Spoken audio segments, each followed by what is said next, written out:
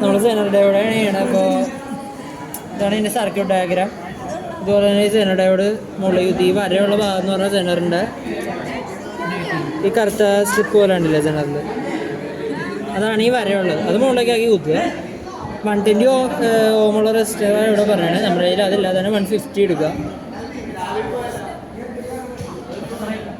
അത് കയറാനില്ല, അതിങ്ങനെ കുത്തുക. അടുത്ത വീൻ്റെ ബാറ്ററി വോൾട്ടേജ് പോസിറ്റീവ് എടുക്കുക, ആ റെസിസ്റ്ററിനെ അങ്ങോട്ട് കുത്തുക.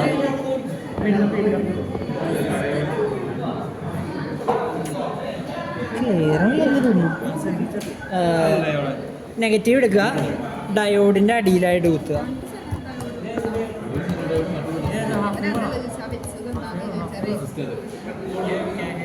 അത് വെച്ചു, അത്ര മോശം കഴിഞ്ഞു.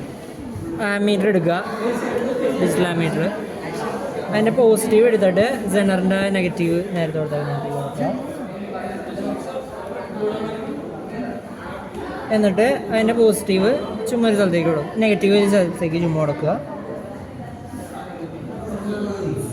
ഗ്രൗണ്ട് ചെയ്താണ്. ആ വെറുതെ വേറെ കണക്ഷൻ കൊടുക്കാണ്ട് റെസിസ്റ്ററിൻ്റെ ഒരെണ്ണം എടുക്കുക, ലോഡ് റെസിസ്റ്റർ എടുത്തിട്ട് നെഗറ്റീവിലേക്ക് ഒരു കണക്ഷൻ കൊടുക്കുക നേരത്തെ കൊടുത്ത്. ആ നെഗറ്റീവിൽ നിന്ന് നമ്മൾ കൊടുക്കേണ്ടത് സെനറിൻ്റെ അങ്ങോട്ടാണ്. സെനറിൻ്റെ പോസിറ്റീവിലേക്ക് ഒരു കണക്ഷൻ. അതേപോലെ തന്നെ മൾട്ടിമീറ്ററിൽ നിന്ന് പോസിറ്റീവ് നെഗറ്റീവ് ഉണ്ട്, അത് വോൾട്ടേജ് എടുക്കാനാണ്. മൾട്ടിമീറ്ററിന് പോസിറ്റീവ് ഉണ്ട്, നമ്മൾ ഡിജിറ്റൽ ആമീറ്ററിൻ്റെ നെഗറ്റീവ് കുത്തിയില്ല നേരത്തെ റെസിസ്റ്ററിൻ്റെ തുടക്കത്തിലേക്ക്, അവിടെ കുത്തുക.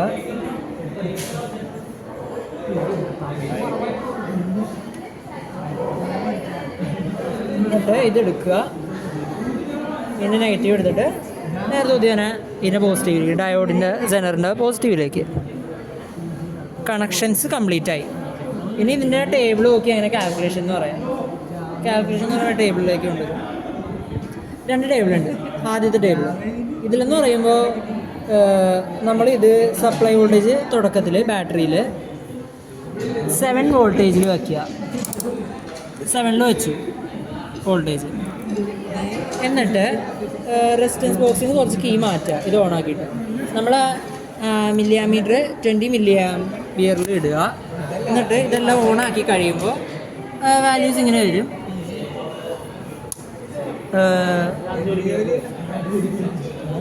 ഇതിങ്ങനെ മില്ലി ആംപിയർ എത്രയും നമുക്ക് കാണിക്കും. നമ്മൾ ഇതിൽ ഓരോ കീസ് ഊരി മാറ്റുക ഓരോന്നായിട്ട്.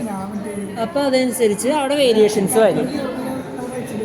ഡിജിറ്റൽ ആമീറ്ററിൽ വേരിയേഷൻസ് വരും. നമ്മൾ ഓരോ കീസിൻ്റെ കോമ്പിനേഷൻ മാറ്റുക.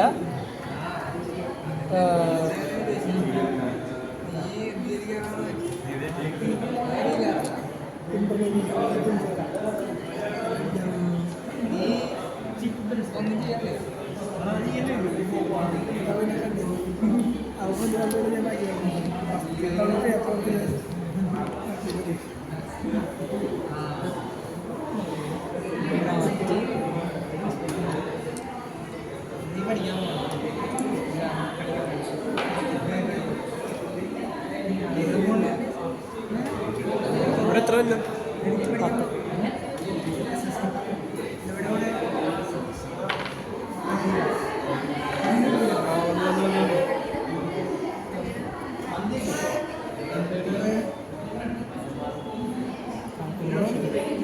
നമ്മൾ ആമീറ്റർ റീഡിങ് ചെയ്യുന്നതുകൊണ്ട് പരമാവധി 10ൻ്റെ ഏറ്റവും ക്ലോസസ്റ്റ് ആക്കി വയ്ക്കാൻ പറ്റുന്ന എത്രയോ എന്ന് വെച്ചാൽ എത്തിക്കുക.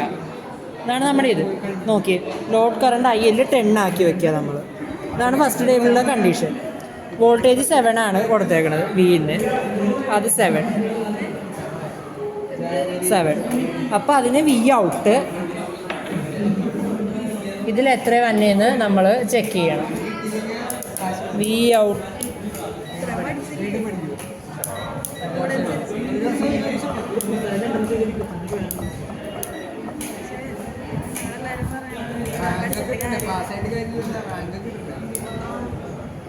V ഔട്ട് വന്നിട്ടുണ്ട്. 3.84 ആണ് ഇവിടെ കിട്ടുന്നത്. DC കാരണം സെനറി കൂടി കയറിയല്ലോ. 3.84.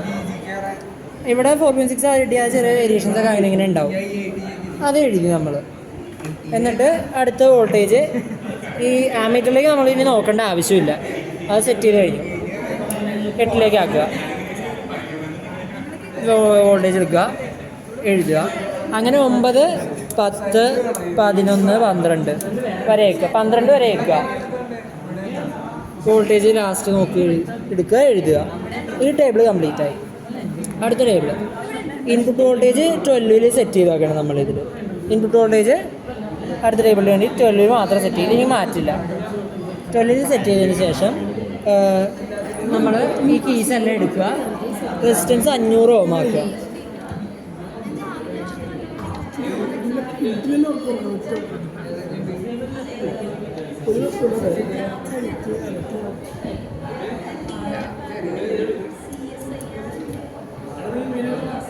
$500 വെച്ചു നമ്മൾ. അപ്പോൾ നമുക്കൊരു വോൾട്ടേജ് കിട്ടും. അത് എഴുതിയെടുക്കുക, വി ഔട്ട്പുട്ട്. എന്നിട്ട് അടുത്ത് 1000 വെക്കുക. അത് ഒരു വോൾട്ടേജ് കിട്ടും. 2000 അല്ല 500 ഉണ്ട്. 1000 എടുക്കുക, 2000 എടുക്കുക, 3000 എടുക്കുക, 4000 എടുക്കുക. 4000 വരെ നമ്മൾ എടുക്കുക.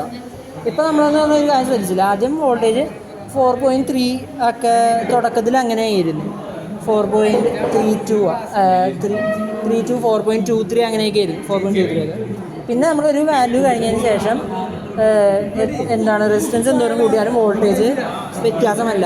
4.38 തന്നെ കോൺസ്റ്റൻ്റ് ആയിരിക്കണം. ഇപ്പോൾ 4000 ആണെങ്കിലും 3000 ആണെങ്കിലും അങ്ങനെയൊക്കെ കോൺസ്റ്റൻ്റ് ആയിട്ട് മാറാണ്ട് ഇരിക്കേണ്ടത്. അതാണ് വോൾട്ടേജ് റെഗുലേഷൻ. വോൾട്ടേജ് മാറില്ല ഒരു റെസിസ്റ്റൻസ് ലെവൽ കഴിഞ്ഞാൽ. അതാണ് നമ്മളിതിൽ കണ്ടെത്തേണ്ടത്, വോൾട്ടേജ് റെഗുലേഷൻ. അത്രേ ഉള്ളൂ.